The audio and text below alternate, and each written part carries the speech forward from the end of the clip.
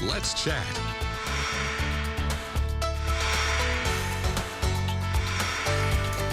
We are glad to have you back with us as we continue on Let's Chat. Today, of course, is the final day of winter. The final day of autumn. We get into winter later on tonight at 10:37. Why is that important? Because it's a good time to start the checklist of making sure that you, your family members, and your friends are kind of protected from scams, and they are out there everywhere.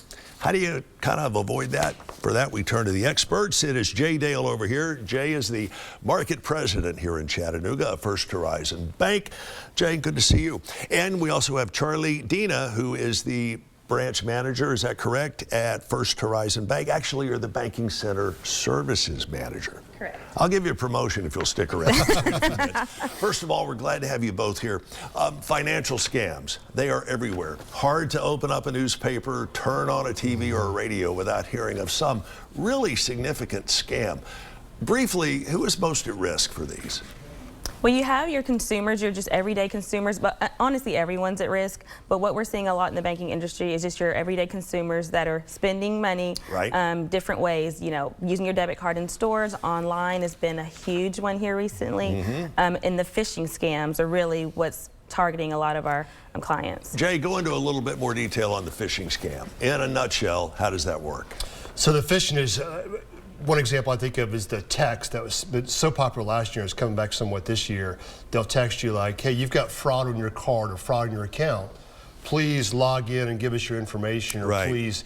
And you think, oh, I'm doing the right thing here. I'm going to protect my account and do this fraud. You're giving them your online access. You're giving them your login and your password. And how long does it take for scammers to wipe you out once they have that information? Minutes. Honestly, I've just seen here one recently where they took over $200,000 within not even a couple hours. And the customers, by and large, are on the hook for that, right?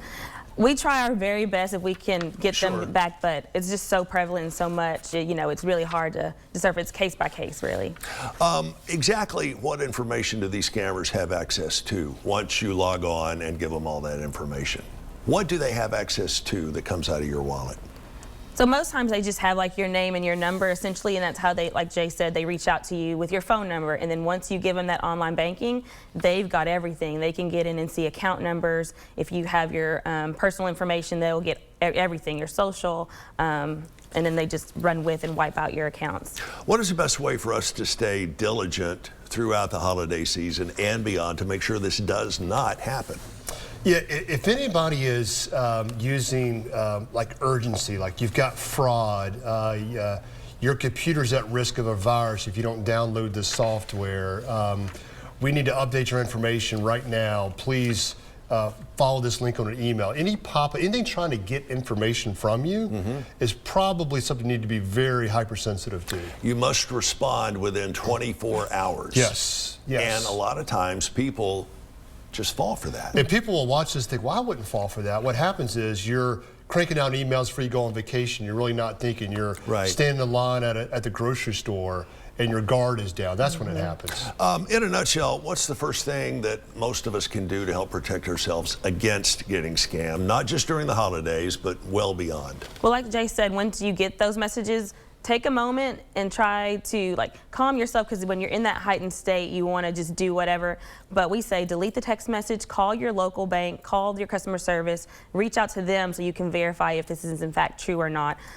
If you do see fraudulent charges, shut your card off. A lot of financial institutions and credit cards have where you can disable your debit card immediately, and that'll stop anything from further happening.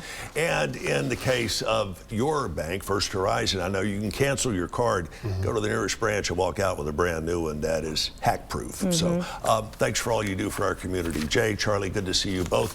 We hope you will come back and join us over the coming weeks. Find out more about what First Horizon can do for you. Check out their website. It is firsthorizonbank.com, firsthorizonbank.com. Hang in there with us. We will be right back after this with more Let's Chat.